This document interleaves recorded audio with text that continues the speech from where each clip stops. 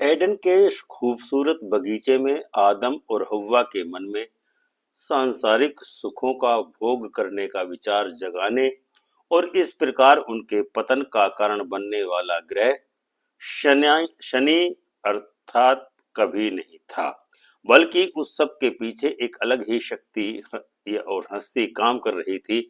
वह थी एक अस्तित्वहीन ग्रह की शक्ति जिसका नाम राहु या शैतान था। क्योंकि शनि अत्यधिक पवित्र एवं आध्यात्मिक ग्रह है, वह किसी भी व्यक्ति को सांसारिक सुखों के भोग का प्रलोभन कदापि नहीं दे सकता, अपितु शनि तो एक परीक्षक है। हालांकि राहु पश्चिमी एस्ट्रोलॉजी में बहुतायत में प्रयोग किया जाता था, लेकिन रोमन, यूनानी और मिस्री पौराणिक कथाओं में उसे नजरअंदाज कर दिया गया। यहाँ तक कि पूर्व में भी कुछ विद्वान ज्योतिषियों ने राहु और केतु को कोई गंभीर महत्व कदापि नहीं दिया। हालांकि वेदों और पुराणों में राहु और केतु की उत्पत्ति के बारे में विस्तृत कहानियां हमें मिलती हैं। तो आइए आज के इस वीडियो में विस्तार से जानने का प्रयास करते हैं कि राहु केतु की उत्पत्ति किस प्रकार से हुई और उसका पौराणिक, वैदिक युग एवं ग्रीक ज्योतिष में क्या महत्ता है। राहु केतु का मूल चरित्र क्या है, उनका स्वभाव किस प्रकार है। वीडियो में आगे बढ़ने से पहले आपसे एक अनुरोध है, यदि आपने अभी तक चैनल को सब्सक्राइब न करो तो चैनल को सब्सक्राइब करके बेल आइकन का बटन दबाकर ऑल का ऑप्शन अवश्य चुन लें। अब आते हैं मूल विषय की ओर। पौराणिक परंपरा राहु और केतु की उत्पत्ति किस प्रकार से हुई।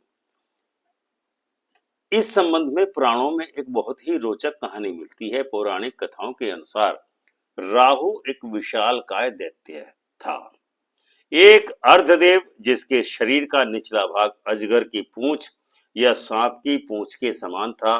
दैत्य स्वरभानु ने भगवान ब्रह्मा की कठोर तपस्या की और ब्रह्मा जी ने उसके सामने प्रकट होकर के स्वरभानु को वरदान मांगने को कहा। तब स्वरभानु ने स्वर्ग में एक ग्रह का दर्जा प्रदान करने की याचना की। ब्रह्मा जी ने उसे वरदान दिया और अंतर्ध्यान हो गए। बाद में भगवान विष्णु और कूर्म अवतार ने अमृत प्राप्त करने के लिए समुद्र मंथन किया। देवताओं और दानवों ने क्षीर सागर का मंथन करके अमृत निकाला। नागराज वासुकी मैनाक पर्वत को मंथन करने के लिए रस्सी से थे, लेकिन पर्वत को ऊपर रखने के लिए भगवान विष्णु ने कच्छप का रूप धारण किया और पर्वत को सहारा दिया। ठीक उसकी पीठ पर बहुत सी चीजें मंथन के दौरान, समुद्र मंथन के दौरान निकली। सबसे आखिर में अमृत निकला। अमृत पीने से मनुष्य अमर हो जाता है। देवताओं ने भगवान विष्णु से प्रार्थना की कि अमृत दैत्यों को न दिया जाए, केवल देवताओं को ही दिया जाए। देवताओं को न देने से एक फायदा होगा कि बुराई स्थायी नहीं हो पाएगी और संसार में अच्छे प्रभावों को पनपने का अवसर हमेशा मिलता रहेगा। क्षणिक भौतिक प्रलोभन से दैत्यों को मोहित करने के लिए भगवान विष्णु ने एक मायावी और मनोहारी स्त्री का रूप धारण किया और देवताओं व दैत्यों के दिव्य अमृत बांटने का दायित्व भी ग्रहण किया। उन्होंने देवताओं को दो अलग अलग पंक्तियों में बैठाया ताकि वे केवल देवताओं को ही अमृत बांटें। दैत्य मायावी शक्ति के रूप, सौंदर्य के रूप पर मोहित हो गए और इस चाल को नहीं भाप पाए। स्वरभानु जो अन्य दैत्यों से भिन्न था और जिसे असली अमृत में, वास्तविक अमृत में अभिरुचि थी, क्योंकि वह उसका वास्तविक मूल्य जानता था, देवताओं की पंक्ति में घुस गया, उसे भोगने में सफल भी रहा। भगवान विष्णु भी ब्रह्मा जी के द्वारा दिए गए वरदान को पूरा करना चाहते थे, इसीलिए उन्होंने भी स्वरभानु की उपस्थिति की अनदेखी की। सूर्य और चंद्रमा, देवताओं को देव वंश में स्वरभानु का पता चला और इस बात से देवता क्रोधित हो गए और उन्होंने भगवान विष्णु से उसका नाश करने की, सर्वस्व नष्ट करने की प्रार्थना की। भगवान विष्णु ने अपने सुदर्शन चक्र से स्वरभानु का सिर धड़ से अलग कर दिया, लेकिन यह अमृतपान करने के बाद ही संभव हुआ और इस प्रकार वह अमर हो गया या अमृत को प्राप्त हुआ। भगवान विष्णु ने अनभिज्ञता का नाटक किया और ऐसा व्यवहार किया मानो उन्होंने ऐसा सूर्य और चंद्रमा के इशारे पर ही किया हो। इससे उनके मन में सूर्य और चंद्रमा के प्रति घोर शत्रुता उत्पन्न हो गई। भगवान विष्णु द्वारा स्वरभानु का सिर काटने पर वह सिर एक सर्प के धड़ से जुड़ गया और वह राहु बन गया। स्वर भानु को राहु के रूप में स्वयं ग्रह का दर्जा प्राप्त है और केतु के रूप में जो सूर्य और चंद्रमा का आंतरिक रूप से पीड़ित करने का कार्य करता है। इस घटना के कारण हिंदू पुराणों में इस ग्रहण को रूपकात्मक रूप से सर्प द्वारा अमावस्या और पूर्णिमा के दिन सूर्य और चंद्रमा को निगलने के रूप में वर्णित किया गया है। वैदिक युग में ज्योतिष युग के वैदिक युग में ऋग्वेद के अनुसार राहु कोई ग्रह नहीं बल्कि एक राक्षस था।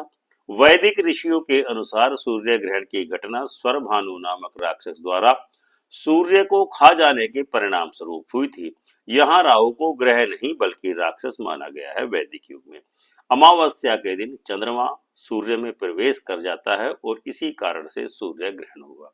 जब राक्षस स्वरभानु ने दोनों को खा लिया, इसलिए राहु और चंद्रमा और केतु को सूर्य का भक्षक मानना की धारणा बाद के युग की है। वैसे भी उस समय राहु कोई ग्रह नहीं था। वैदिक अवधारणा के अनुसार अमावस्या के दिन ग्रह के सहयोग से राहु का निर्माण हुआ, जबकि पूर्णिमा के दिन ग्रहों के विरोध से केतु का निर्माण हुआ। वैदिक अवधारणा दो कारकों को सामने लाती है। आध्यात्मिक अंधकार राहु है और आध्यात्मिक प्रकाश केतु है। दूसरा कारक सूर्य और चंद्रमा का राहु से संबंध है। आत्मा या सूर्य का मन या चंद्रमा के साथ मिलन ही राहु के रूप में मायावी यानी कि भौतिक या सांसारिक चीजों की सबसे शक्तिशाली संतान का जन्म हुआ। अपने दैनिक जीवन में हम केवल सूर्य और चंद्रमा के प्रभाव को ही प्रत्यक्ष रूप से अनुभव करते हैं। इस प्रकार हम यह मानने लगते हैं कि सूर्य और चंद्रमा ही पृथ्वी के सर्वोच्च ग्रह हैं। पौराणिक कथाओं के अनुसार राहु और केतु एक ही राक्षस के दो अंश हैं। राहु को शरीर के ऊपरी हिस्से से जोड़ करके देखा जाता है या माना जाता है, जो सभी ज्ञानेंद्रियों और कर्मेंद्रियों को अपने अधीन रखता है। वह पृथ्वी की ओर देख रहा होता है। शरीर के निचले हिस्से की खोज, इस प्रकार पृथ्वी में उसकी रुचि फिर से सिद्ध होती है। वैदिक शब्दावली में भगवान विष्णु सूर्य हैं और विष्णु चक्र क्रांति व्रत है। यह कथा प्रतीकात्मक रूप से इस खगोलीय तथ्य का उल्लेख करती है कि राहु और केतु चंद्रमा के नोट्स, चंद्र नक्षत्रों की कक्षाओं के प्रतिच्छेद बिंदु हैं और इस तथ्य की खोज से ग्रहणों के कारणों को समझने में हमें मदद मिलती है। सनातनी लोगों को इस तथ्य पर और अपनी सभ्यता की प्राचीनता पर निश्चित ही गर्व है और होना भी चाहिए। हिंदू पौराणिक साहित्य में राहु का और केतु का क्या उल्लेख मिलता है? राहु और केतु के एक और प्रतीकवाद की बात करता है। राहु और केतु को सर्प माना जाता है। एक सिर है और दूसरा पूंछ। अब इसका प्रतीकात्मक रूप देखिए। भगवान विष्णु सर्प की सैया पर ही लेटे हुए हैं। भगवान शिव अपनी कलाइयों और हाथ के चारों ओर तथा गले में सर्पों का ही आभूषण धारण करते हैं। नंबर 3, भगवान सुब्रमण्यम हमेशा एक नाग के साथ रहते हैं। नंबर 4, भगवान श्री कृष्ण जी ने कई सिर वाले नाग के सिर पर कालिया नाग जो था उसके ऊपर नृत्य किया था। प्राचीन हिंदू शास्त्रों में कई दंत कथाएं हैं जहां सर्पों ने किसी व्यक्ति को भाग्य को बनाने या नष्ट करने में महत्वपूर्ण भूमिका निभाई। कहा जाता है कि कोबरा कुछ कानूनों का पालन करता है और उससे सत्य के अनुरूप होने की उम्मीद की जाती है, आशा रखी जाती है। यह कभी भी सामान्य रूप से नहीं काटता। इसका भयानक लेकिन आकर्षक फन है। पुराणों में कहा गया है कि नाग अत्यधिक चमक वाले रत्नों से संपन्न होते हैं। अब जानते हैं कि सर्पों को लेकर इतना हंगामा क्यों हो। शायद इसीलिए कि रीढ़ की हड्डी के नीचे सर्प के आकार में कुंडलिनी शक्ति जागृत होकर के सिर से लेकर के कुंडली तक और कुंडली से लेकर सिर पर ले जाने में प्रचुर आध्यात्मिक शक्तियां प्रदान करती है। जब तक यह शक्ति प्रारंभिक अवस्था में है, भौतिक आसक्तियां प्रबल रहेंगी। राहु की तुलना कुंडल से और केतु की तुलना रीढ़ की हड्डी के ऊपरी भाग से की जा सकती है। संभवतः सिर, मस्तिष्क आदि। इस प्रकार कहा जा सकता है कि केतु मुक्ति का ग्रह है, मुक्ति देने वाला है, और राहु आसक्ति उत्पन्न करता है, यानी कि सांसारिक विषयों भोग की ओर हमें आकर्षित करता है। जीवन का मूल उद्देश्य उच्चतर अवस्थाओं की ओर विकास करना है। हमारे ऋषियों ने, पैगंबरों ने, पीरों ने, ऋषियों ने सिद्ध किया है कि उन्होंने सर्पों को वश में कर लिया है, और यदि हम उनसे मुक्ति या परम ज्ञान के लिए प्रार्थना करें तो वे हमारी सहायता के लिए सदैव तत्पर रहते हैं। ग्रीक या की जो पौराणिक कथाएं हैं वो इस विषय में क्या करती हैं। अपोलो द्वारा डेल्फी के पास मारा गया विशाल सर्प या राक्षस था एक, लेकिन साधारण अजगर को एक विशाल सांप के रूप में वर्णित किया गया है जो अपने शिकार को कुचल देता है। अजगर न केवल अपने विशाल आकार के कारण बल्कि इस तथ्य के कारण भी अन्य सर्पों से भिन्न है कि सांप में गति और गतिशीलता होती है, जबकि अजगर केवल रेंगता है और अपेक्षाकृत अधिकांशतः स्थिर ही रहता है।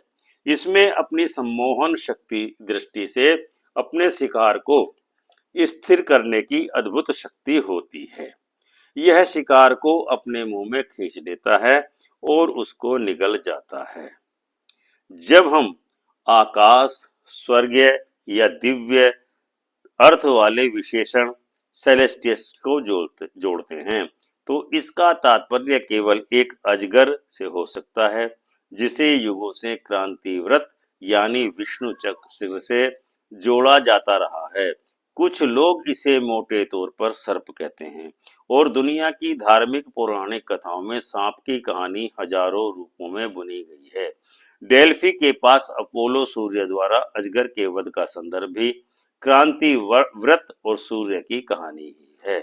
तो दर्शकों, यह था हमारा आज का वीडियो जिसमें हमने आपको बताया कि राहु एवं केतु की उत्पत्ति किस प्रकार से हुई, उनका पौराणिक, सनातन पौराणिक, वैदिक ज्योतिष तथा ग्रीक ज्योतिष में किस प्रकार से उनको महत्व दिया गया है। उम्मीद है आपको यह वीडियो अवश्य ही पसंद आया होगा और आप भी इस वीडियो को लाइक एवं शेयर अवश्य करेंगे ताकि आपके मिलने जुलने वाले मित्र एवं रिश्तेदार भी इससे लाभान्वित हो सकें। प्रेम से बोलो जय सिया राम।